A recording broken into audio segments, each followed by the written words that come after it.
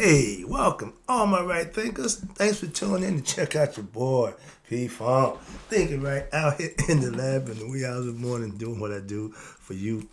Oh, I'm getting it in. Let's go. Rightism, 25 rules to live by. Storytelling, story with a message. There's a message in the story for life. I give life lessons. You tune in to receiving them. I appreciate you. We got a good thing going. Let's rock. Right Thinkers mission, and that's what I'm on, is to enlighten, inspire, educate, and motivate you and all individuals to a higher spiritual level of enlightenment. Right Thinkers way of life through mental and spiritual discipline practice daily will help and guide you to obtain your goal of spiritual enlightenment, aka know thyself. My mission is that all right thinkers know thyself. If you're a right thinker, your goal is to know thyself. See where we going with this? Let's get there together. So I asked the question, do you know you? It's rhetorical, but if you know how to answer for yourself, tune in. I can help you with that. That's what I do for you. A person who knows not and knows not that they know not is foolish. Disregard them. A person who knows not and knows that they know not is simple, but you can teach them. That's why I do what I do for you. Appreciate you too. Stay tuned. I got more for you.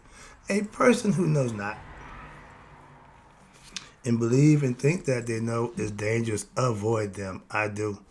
A person who knows and knows not that they know is spiritually asleep. I can awaken them. I'm the spiritual alarm clock here to wake you up with knowledge of self. That's what I do for you.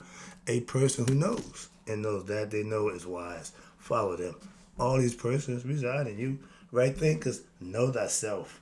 And to my yacht, be true. Ooh, let's talk about what they call the bodiless experience. I call it, what they say, out of body experience, but we call it right thinkers. Let's talk about the meditators and practitioners will describe their spiritual meditation experiences. Let's break it down. I got 3 of them. I read mine in the last lesson. These are somebody else's, but they mimic mine, so I can identify with all 3 of them. This ought to be fun. Let's go. A meditator and a practitioner of the yoga lifestyle, meaning you have a philosophy, described meditation experiences. Listen to what they felt. They try to express it, explain it. Let's go. I've been practicing formal meditation, meaning you take the time out to put meditation time in, and reducing what? The tension and the stress in my life for a year. That's just a year. I got 10 of them. I'm just saying, no bragging, but that's just what I've been doing for that long. And one day, during my meditation, what happened? I experienced something wondrous. What the? Watch this. Though frightening, scary, yeah. When something happening, even this inside you, sometimes you don't know what it is. It's scary, okay? But that's fear. False evidence appearing real. If it's inside you, it's okay. So go with it. Go with it. That's what they try to teach you. And frightening at first. Yeah, scared the hell out of you. I've been there too. Now, after about an hour or so, I lost awareness of my surroundings. And I felt that I was lifted out of my body. Quick story. My buddy, friend of mine, committed suicide, went to the wedding, went to the funeral, and I was one of the pallbearers. You know how they ask, anybody got something to say? I'm sitting there, something inside of me saying, tell them about him. Tell them about him. He's my best friend. But my ego self said, man, I ain't gonna do that. And my spirit self went out. Why? Because I'm sitting there watching me talk about him at the pulpit. I didn't express that to nobody for a long time. I didn't understand it. Scared the hell out of me. Okay? But I started getting enlightened and understand. Now I can identify with it because it happened to me. Again, unbeknownst to me when it happened, but I know just what they're talking about. Okay? I wasn't a near-death experience. No. I'm sitting right there looking at me. And all I remember saying, he was like 6 o'clock, straight up and down. Anything else, don't have a clue. And everybody said, man, you spoke highly of it. You put the blood. I have no idea. Again, so experience. Didn't know what it was, didn't have a clue. Now I'm more familiar with that concept. I experienced it. Didn't know, but I experienced it. But and that sensation was like no other. I can identify again. I felt as if I was being ripped away from my body. I didn't feel that. I didn't feel nothing. I just know how am I looking at me. That freaked me out. And I suddenly realized that what? I was still me, but not just the body or the personality that was there meditating or that was up there talking. It was just as the teachings, just as they describe, like the dream world. They say in the dream world, if you get killed, you die. I done jumped off roofs, fell out of planes, all kinds of stuff, and hit the ground and say, that after that point, it's been perfect for me. But in the dream world, but watch this. This had an important difference. Why? Because I was aware. When you're dreaming, you don't know you're dreaming. When you're lucid dreaming, you know you're in the dream. So that's the difference. And at this time, he said, I was aware of this new world. And it was not caught up in it or lost in it like a dream. At first, it was frightening. Again, when something new happens, it still all takes you by surprise. And the feeling of what? Dropping away from my physical body, which they call bodiless, which I was so accustomed to.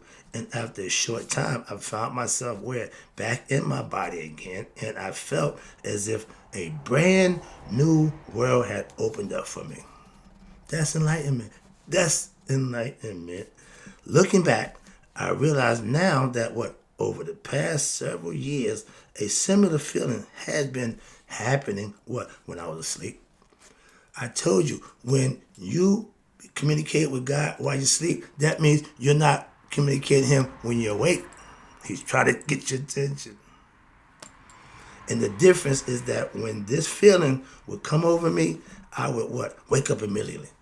Out of fear. See?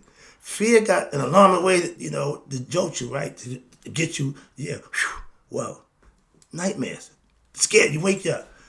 I can't remember waking up out my sleep of a nightmare. It's been a long time. I'm just saying, stop doing that. My yoga counselor, my teacher, told me back then that this was my soul, which had been trying to push me toward expansion in your consciousness. They trying to get back. When the soul reincarnates so many times, now it's starting to give you some push. That's what they try to tell you in your spiritual enlightenment, trying to get you there. Why? So you can go home. Tell your spirit is on loan. You can't sell your soul. You don't own it. Now that I have understood what is going on and how I have allowed that feeling to come whenever it's ready now. There's no fear of what's going on inside me no more. Okay? The fear of falling in your dreams don't happen no more. You don't overcome that. You're getting better. And this transition is natural from one state of consciousness to another. You're gradually growing. And I have even come to enjoy the experience deeply as I discover more about who I am. It's a beautiful trip. In a strange way, the bodiless state feels more natural. The Native Americans and the Aborigines says that when we lay down and go to sleep, that's the real world. And I kind of agree. Why? Because at death, if you go die in your sleep, that's where you're going to be. Depending on where you was at, what you did at Judgment Day, you're either going to be hellish or going to be heavenly. Your choice. Again, so I agree 100%. So I tell you, when you're going to sleep, you practicing to die anyway. So they got it right. And everybody have a concept. That's all you can have is a concept or a philosophy. Is it true? Do it work? We'll never know. Why? All you got is that until it's your turn to find out. Nobody gets to tell you, yo, man, nah, don't work that way. Nope. Nobody came back to say I was. That's the whole name of the game. If you came back, that means you didn't go there. Why? Because going there don't come back. That's why. Moving on. Let me wrap this up. And it's more natural and comfortable than than the regular state. When you go that deep sleep, don't you wake up, you feel so refreshed. Don't remember nothing, but you just know you were, that's the place you're going to go. They call it Urantive. The regular state of everyday awareness when we wake up seems almost alien to me now. Why? Because my true being, that is the best way that I can explain in words. It's a whole different world. When you expand your consciousness, it's a whole different state of mind. That's all it is, state of mind. Let me go to the next one. That's number one. There's number two. This one's a little shorter, but the third one should be long, so I hope to try to get them both in.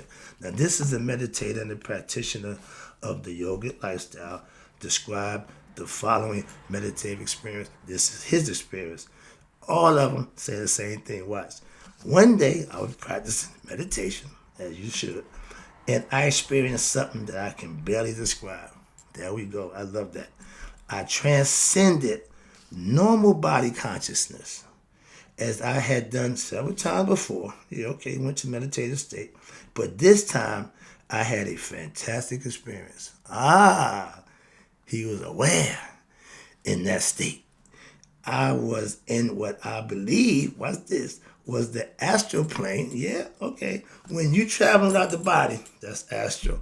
In the mind, it can go that way. It can go that way. It can go up, down, around. It can go any way it wants. The physical body can't do but one thing. Lay there and relax and let the mind does what it does. That's the astral plane. And a lot of times you're not aware of that state because you sleep physically, but the mind still does what it does. And watch this, I was aware of myself where? In my astral body. The spirit outside the body. Okay, that's what they call it. And when you had that experience, everybody say the same thing. And those who don't know, it's a cord attached to you, and you got to get back in time you die. That ignorant concept that I heard a few people say, I don't subscribe to, I just let them go. But it's the astral body, and it ain't nothing because it's all mental. Where's the strings? Attached to what? And I could see other beings, watch this, carrying on various activities. I mean, you went into the spirit realm. That's all. Yeah, that's the realm. That's the astral realm. Everybody goes, that's what, that's where you want to be. Now, in an instant, what happened? I could feel a searing sensation in my head, and I gave into it. Meaning what? I did not fight it. There you go. I didn't jump up out my sleep. No, you rolled it out. Stay asleep. Stay there and ride it out. Okay, what happened? And then I felt myself falling, to the ground. I done fell from heights, and usually you fall, before you hit the ground, you want to wake up, ride it out. I love that. Why? It takes kahunas. Well, most people don't do that. And if you do that, you'll see something. He gonna explain that one to you. Watch this. And I was hit the ground of this astral world. He done had a whole new world. Watch this. And I could hear the loudest sound I have ever heard. A bright light consuming all, and then power beyond imagining. Boom! He touched down. And I felt a most powerful vibration coursing through me like a lightning strike. And then I was the supreme power. He became one with God and experienced the power for that instant. And what happened? And then I began to dissolve into that essence, and later found myself back in the physical body. Who am I? I know now that I'm more than this mortal self. I know I'm more than this body. Why? Because what I went through, the body didn't go. I did, but the body didn't. That's like leaving here earth. Why? Bible, basic instruction before leaving earth. The spirit is going to leave if it gets enlightened. If not, it gets reincarnated. But the body, it ain't going nowhere, okay? But watch this. Back into I'm more than my mortal self. Watch this. I am transcendental. He's saying, I know myself. God and I are one. My Father and I are one. You came face to face with your higher self. Strangely, watch this. The more I experience this all-encompassing energy, the more peaceful I felt, and the more I felt connected to all things. That's telling you he experienced God in all His wonder and glory for that instant. But now, that's where you want to end up. That's the end game. You get a glimpse every now and then. You get the glimpse. That's what it is. So for those who don't know, why they ain't been there yet. That's why. Those who know, they explain it the same way. All different, but they still come to the same conclusion. Gotcha. Last one. Hope you enjoy this one. This is some good stuff here. The meditative state of mind. Thinking and meditating go hand in hand.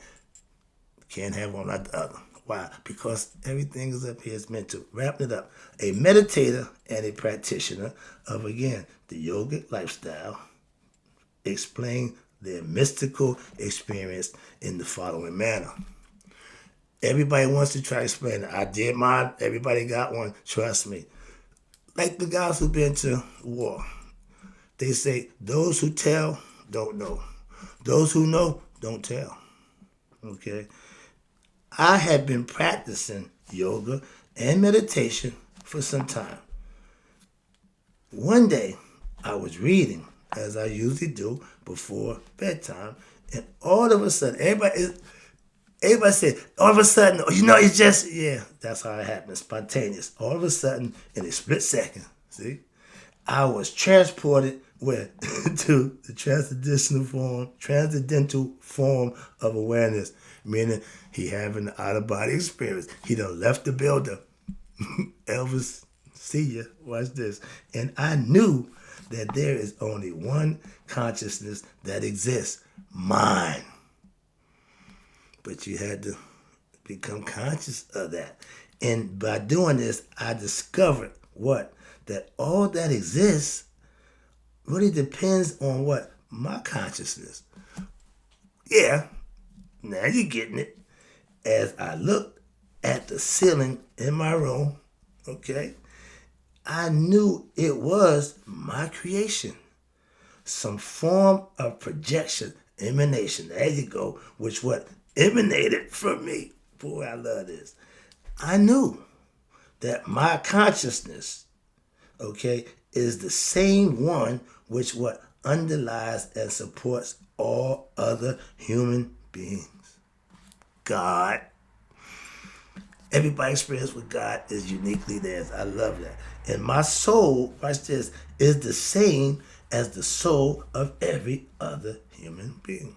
We are one. Frankie told you, we are one. Okay?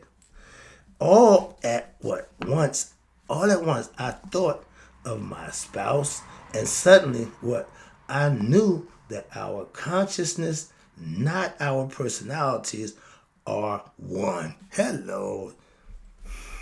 It's a beautiful thing when you're starting to come to grips with who you are from your own perspective, and then you got to explain it to somebody else. That ain't easy to do. And I'm reading it and I'm loving it. I knew that this consciousness, new state of mind, is distinct from the ego, personality, of others, because that is their own, because it's their own inner self. Even the ego is different for everybody. Why? It's them. It's the identity, who you are, and that's fine. Just don't let it control you. That's the first thing of enlightenment and progressing through the spiritual enlightenment process. Got to conquer the ego. Put the ego in the service position. You'll be fine. But that's their own inner self. Which your ego. You can't kill it, destroy it. No. Their soul, of which even they are truly unaware. Why? They're still ignorant of themselves. They're working with the ego self. The ego is without God. It has God out. Okay? So if you're working with ego, you solo. And my soul is one with every other soul. Immortality. I felt at once immortal, infinite, and boundless. I'm God. Not in the ego sense, but in the spiritual conscious sense. How about that? Okay? We're in the flesh. We physical beings. Okay? You know you God. Why? When the physical body ceases to exist and you go home, you can believe you God all you want, but the proof is in the pudding at judgment day. That's why if your heart is pure, light as my house feather, you God. Other than that, back in line. These realizations came and the whole experience lasted, watch this, only a few seconds. They got drug, DMT. Everybody that I asked about the experience say they dealt with other spirits inside their mind. That means you got psychosis going on. You got different identities that you're dealing with, and that's all it is. We call them deities, we call them gods, aspects of your personality, but yeah, they're there. Psychologically, we have a bunch of them going on in our head. Okay, understanding that. When you take that drug, it zooms in on all of it. It brings them to life. I understand that. I'm an old acid man. I take trips. So I tell people I keep my bags packed. Meaning I'm always ready to expand my mind. That's the old concept. But man, the Grateful Dead, when the Grateful Dead died, ain't no head like a dead head. Well, he knows that now. Moving on. And watch this. It happened in a split second, an instant. And afterward, my mind, what happened, made sense of the meanings. He got clarity.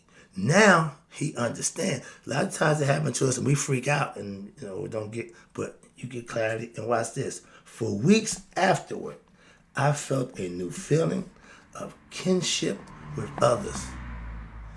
Became a little more empathetic, a little more compassionate. Yeah, that's what happens.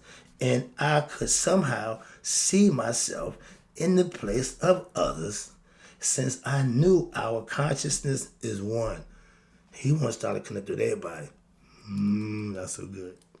Mentally causal, not so fast, my friend. And I understand, trust me, I know the feeling. I understand that experience as a brief encounter of what they call, that's cosmic consciousness or Christ consciousness. You have become one with God.